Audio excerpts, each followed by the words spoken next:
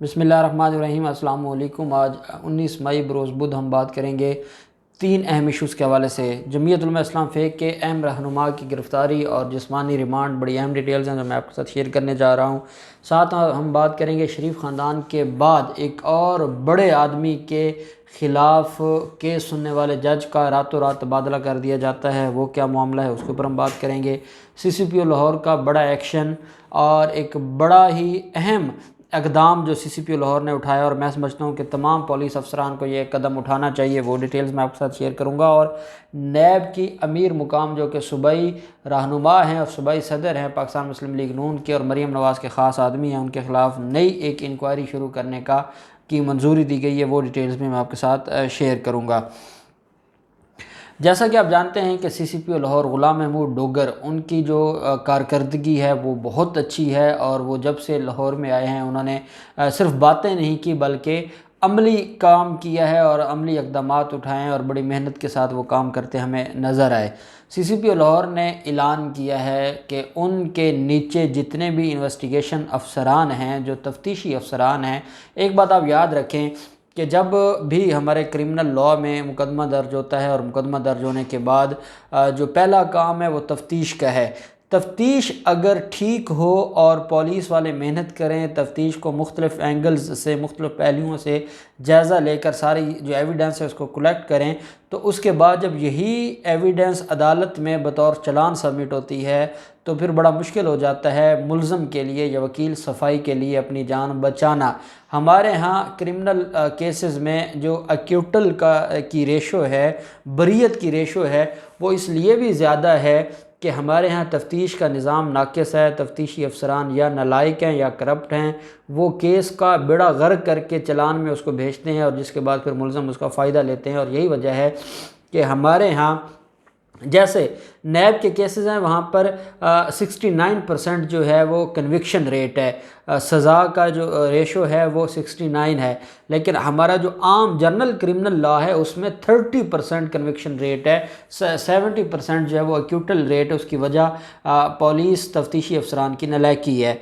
CCPO Lahore ने अब एक नया कदम उठाया और CCPO लाहौर ने यह कहा है कि जो तफ्तीशी अफसर जिस भी केस में तफ्तीश करेगा और तफ्तीश के बाद उस मुल्ज़म को सज़ा होगी तो उसके जो तफ्तीशी अफसर होगा उसको इनाम दिया जाएगा। मुख्तलिफ़ कैटेगरीज़ जो है वो CCPO लाहौर ने बताई हैं कि कुछ केसेस हैं जिनकी सज़ा 1 साल है, कुछ ऑफेंसेस हैं जिनकी सज़ा 3 साल है, कुछ की 7 साल है, कुछ की 10 साल है। हर केस को अलग अलग देखा जाएगा, लेकिन अगर तफ्तीशी अफसर मेहनत करेगा, ईमानदारी से तफ्तीश करेगा और इतनी मजबूत तफ्तीश करेगा कि जब वो बतौर चलान सबमिट होता है या जब एविडेंस होती है और तफ्तीशी अफसर से सवाल जवाब किए जाते हैं, वो मेहनत करके तैयारी करके जाता है, तो फिर उससे फ़ायदा होगा प्रोसिक्यूशन के केस को।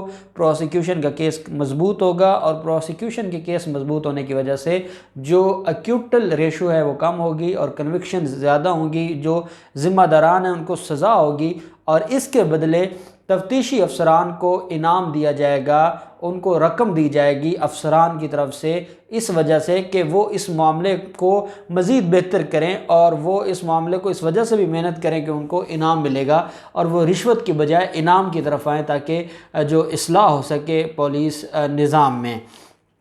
दूसरी तरफ अमीर मुकाम वो हैं उनके ख़िलाफ़ पहले आमदन से ज़्यादा असासाजात केस जो है वो पेंडिंग है, और उसमें पेशावर हाई कोर्ट ने अमीर मुकाम की ज़मानत दी थी और पेशावर हाई कोर्ट ने ये कहा था कि 10 दिन जो है वो पहले 10 रोज़ पहले उनको आगाह करना है जब गिरफ़्तार करना होगा। ये जो लाहौर हाई कोर्ट ने मरीम नवाज़ को रिलीफ़ दिया था, ये बेसिकली पेशावर हाई कोर्ट से आया हुआ रिलीफ़ है, और इसके ख़िलाफ़ फ़ैसला किया गया था। जो इसके ख़िलाफ़ जब अपील जाती है सुप्रीम कोर्ट ऑफ पाकिस्तान में, तो सुप्रीम कोर्ट ऑफ पाकिस्तान ये फरमाती है, जस्टिस उमर बंदयाल साहब की सरबराही में एक बेंच इसके ऊपर समाअत करता है, और ये जो अपील थी जो अमीर मुकाम के फ़ैसले के हक़ में जो फ़ैसला था पेशावर हाई कोर्ट का, उसके ख़िलाफ़ अपील में सुप्रीम कोर्ट ऑफ पाकिस्तान ये कहती है कि जब सुप्रीम कोर्ट की जजमेंट है कि ऐसी कोई कदगन नहीं लगाई जा सकती किसी भी केस में नैब के ऊपर, तो फिर हाई कोर्ट्स कैसे ये कंडीशंस लगा सकती हैं कि 8 या 10 दिन पहले इन्फॉर्म किया जाएगा मुल्ज़िम को कि उसको गिरफ़्तार करना है और फिर उसको गिरफ़्तार किया जाएगा सुप्रीम कोर्ट ऑफ पाकिस्तान का ये कहना है कि जब कानून ने कोई कदगन नहीं लगाई, जब पूरे नैब ऑर्डिनेंस में ऐसी कोई चीज़ नहीं है तो हाई कोर्ट्स कैसे कर सकती हैं। वो मामला अभी वहाँ पर पेंडिंग है, लेकिन ये ऑब्जर्वेशन दी थी जस्टिस उमर अता बंदयाल साहब ने, और ये मैंने आपके साथ शेयर भी की थी। अब उनके खिलाफ एक नई इंक्वायरी जो है वो शुरू हो गई है, और नई इंक्वायरी क्या है, नया मामला क्या है, अब इसकी तफसीलात तो नैब ने जारी करनी है। लेकिन नैब ने जो आज मुख्तलिफ इंक्वायरीज़ और इन्वेस्टिगेशंस की मंजूरी दी है, उसमें ये बात सामने आ रही है कि जो है वो अमीर मुकाम के ख़िलाफ़ जो नई इंक्वायरी है उसकी मंजूरी दी गई है, और अब अमीर मुकाम के ख़िलाफ़ एक नया केस भी फ़ाइल होगा। जैसा कि आपने ये भी सुना कि कैप्टन रिटायर्ड सफदर के ख़िलाफ़ एक इंक्वायरी बंद की गई है, क्योंकि उनके ख़िलाफ़ काफ़ी इंक्वायरीज़ थी। आमदन से ज़्यादा असासाजात का एक केस उनके ख़िलाफ़ पेशावर हाई कोर्ट में है, एक केस उनका जो है वो एक पेशावर नैब के पास है और एक लाहौर नैब के पास है, और इसके अलावा बाकी भी इंक्वायरीज़ थी। तो वो इंक्वायरी जो गैर कानूनी भर्तियों के हवाले से थी वो बंद की गई है, जो अदम सबूतों की बुनियाद पर, क्योंकि ये सबूत तो नहीं छोड़ते और हमेशा जो है वो इन्होंने रिकॉर्ड जलाए हैं, हमेशा इन्होंने सबूत मिटाए हैं, और ये इनका वतीरा है।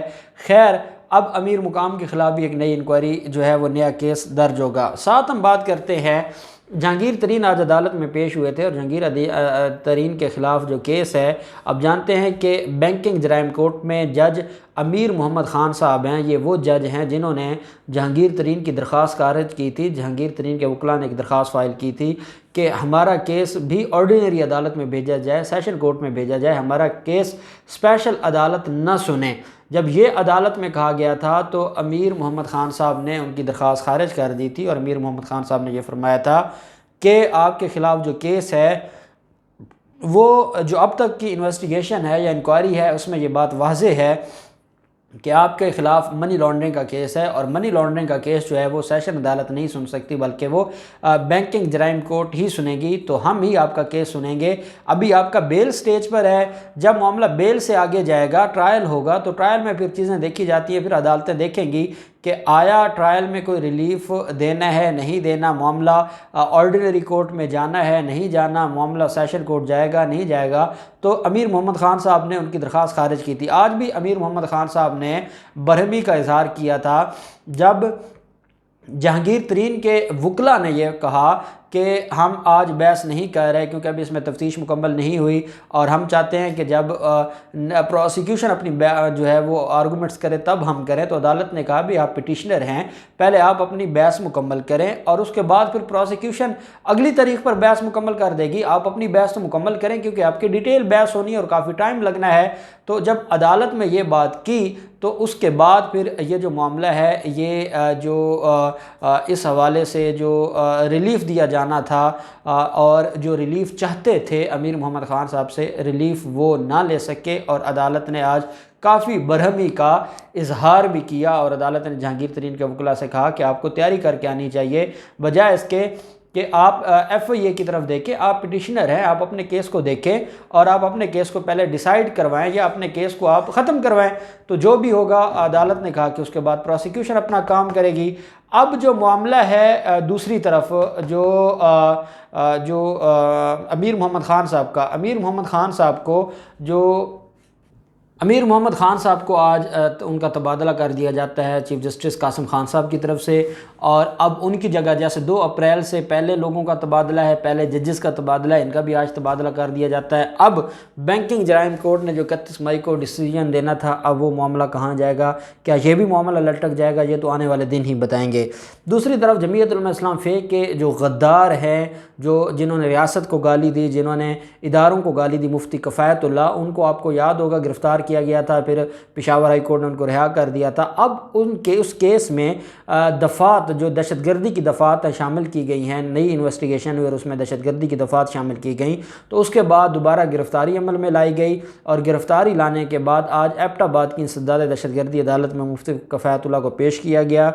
मुफ्ती कफ़ायतुल्लाह को पेश होने के बाद अदालत ने 5 रोज़ा जिस्मानी रिमांड दे दिया है मुफ्ती कफ़ायतुल्लाह का। ये मुफ्ती कफ़ायतुल्लाह वो हैं जिन्होंने फ़ौज को और रियासत रियासत को गालियाँ दी थी, फिर उसके बाद ये भाग गए थे, फिर लाड़काना में इनको जो है वो पनाह मिली और फिर ये मामला ऐसे ही चलता रहा। लेकिन जो IG खैबर पख्तूनख्वा है उन्होंने कहा था कि मैं इनको नहीं छोड़ूंगा, मैं इनको गिरफ़्तार करूंगा। उन्होंने वादा पूरा किया, गिरफ़्तार किया। पहले क्योंकि नॉन बेलेबल ऑफेंस नहीं थे, इस वजह से पेशावर हाई कोर्ट ने ज़मानत दे दी थी। अब नए ऑफेंसेस ऐड किए गए हैं, दहशतगर्दी की दफ़ात ऐड की गई हैं और उसके बाद मुलज़म को गिरफ़्तार करके 5 रोज़ा जिस्मानी रिमांड हासिल किया गया है। अब असल जो है ना ऊँट अब जो है वो अब उसका जो सर है अब कुचला जाएगा। उसकी वजह क्या है? ये वजह है कि जो है वो उसने जो किया था वो दहशतगर्दी थी और अब वो दहशतगर्दी की दफ़ात शामिल की गई हैं और अब ऊँट पहाड़ के नीचे आया है। अब देखते हैं कि ये मामला आगे कहाँ जाता है और ये जो रिमांड है ये कब तक मिलता रहता है। जो भी डिटेल्स होंगी हम आपके साथ शेयर करते रहेंगे। अल्लाह पाक पाकिस्तान कामयाब नासिर हो। बहुत शुक्रिया। अल्लाह हाफ़िज़। पाकिस्तान जिंदाबाद।